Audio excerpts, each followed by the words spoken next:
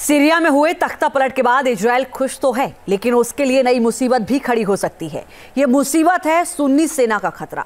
माना जा रहा है कि इसी से बचने के लिए इजराइल सीरिया पर हमला कर उसकी सबसे ऊंची चोटी पर कब्जा करके बैठ गया है। आखिर क्या है यह सुन्नी सेना का खतरा, जिससे इजराइल की सुरक्षा के लिए खतरा पैदा हो सकता है? देखिए रिपोर्ट।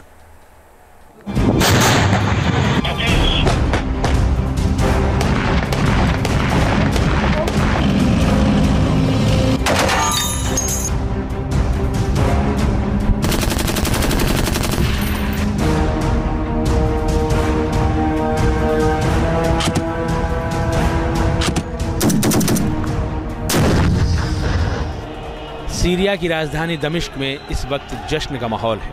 असद परिवार के 54 साल का किला महज 11 दिनों में ढह गया। राष्ट्रपति बशर अल असद मॉस्को भाग गए हैं। जिस सीरिया में कभी असद खानदान का बोलबाला था, आज वहां उनके परिवार का कोई नाम लेने वाला नहीं बचा।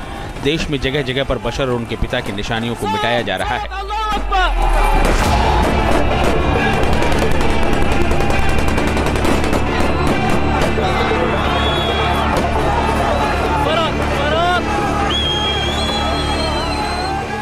अमेरिका और उसके सहयोगी देश जिस अलकायदा से सालों तक लड़ते रहे, उसी अलकायदा का हिस्सा मानी जाने वाली हयात तहरीर अल शाम यानी HTS का सीरिया की सत्ता पर कब्जा हो चुका है, जिसके चलते मिडिल ईस्ट एक बार फिर से शांति और अशांति के दोराहे पर खड़ा नजर आ रहा है।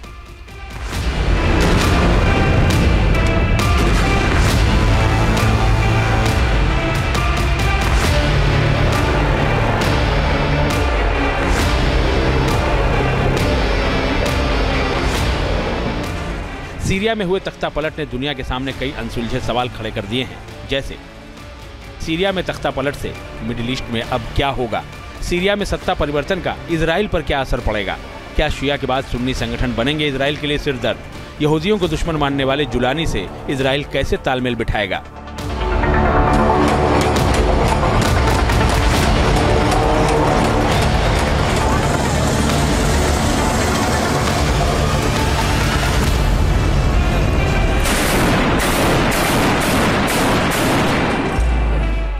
बशर के सीरिया छोड़ने के बाद यहां वर्चस्व की लड़ाई शुरू हो चुकी है।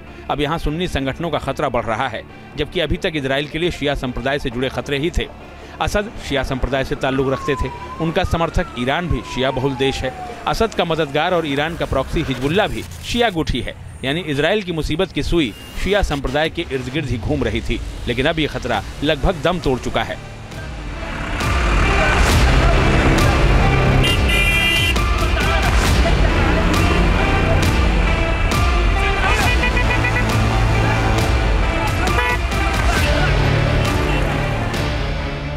लेबनान पर हमला कर इजराइल हिजबुल्लाह की कमर तोड़ चुका है। अब सीरिया में असद सरकार के पतन से ईरान के जरिए पहुंच रही हिजबुल्लाह के लिए मदद का रास्ता भी बंद हो चुका है, जिससे ईरानी प्रॉक्सी की धुरी लगभग टूट गई है। इससे इजराइल बेहद खुश था, लेकिन अब उसके लिए नया खतरा सिर उठा सकता है, और वो सुन्नी संप्रदाय से है, जो अब सीरिया की सत्ता में है, और उसका समर्थक देश तुर्की भी सुन्नी बहुल है। यानी इजराइल के लिए नया खतरा अब सीरिया की सत्ता में बैठा जिहादी संगठन HTS है। HTS का समर्थक एक और संगठन SNA यानी सीरियाई नेशनल आर्मी है। ये भी सुन्नी बहुल है। HTS के साथ जंग में शामिल FSA यानी फ्री सीरियन आर्मी संगठन भी सुन्नी बहुल है। जबकि इन तीनों संगठनों को सपोर्ट करने वाला देश तुर्की भी इजराइल के लिए मुसीबत खड़ी कर सकता है, और वो भी सुन्नी बहुल है।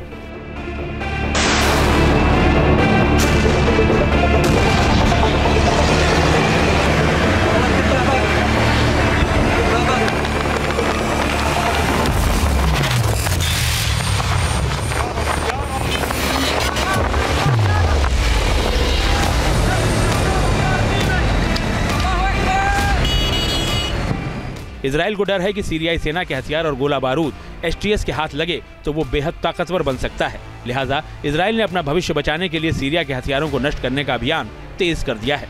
जानकारी के मुताबिक करीब 80% हथियार नष्ट भी किए जा चुके हैं।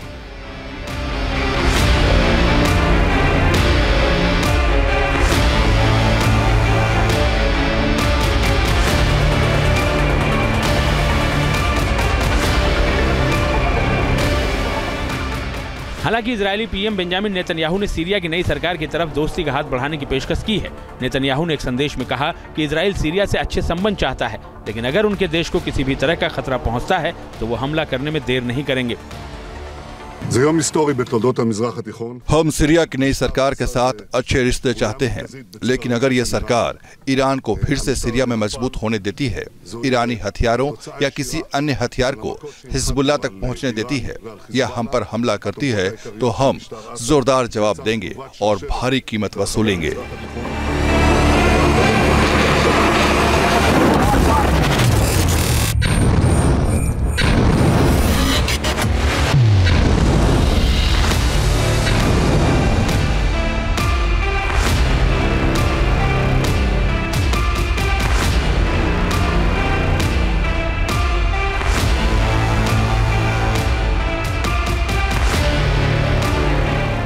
जाहिर है इजराइल की नजरें भविष्य पर टिकी हैं। अगर एसटीएस के हाथ सीरियाई सेना के हथियार लगते हैं तो वो और उसके सहयोगी आतंकी संगठन मजबूत होंगे।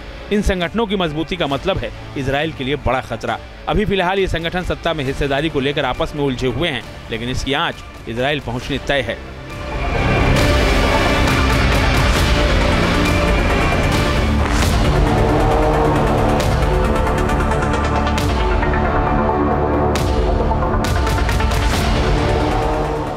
लिहाजा इस खतरे को अपनी सीमा तक पहुंचने से रोकने के लिए इजराइल सीरिया में घुसकर बड़े इलाके पर लगातार कब्जा कर रहा है, ताकि अगर भविष्य में सीरिया की सत्ता में आए सुन्नी संगठन उसके लिए खतरा बने तो वो उन्हें करारा जवाब दे सके। Team news nation.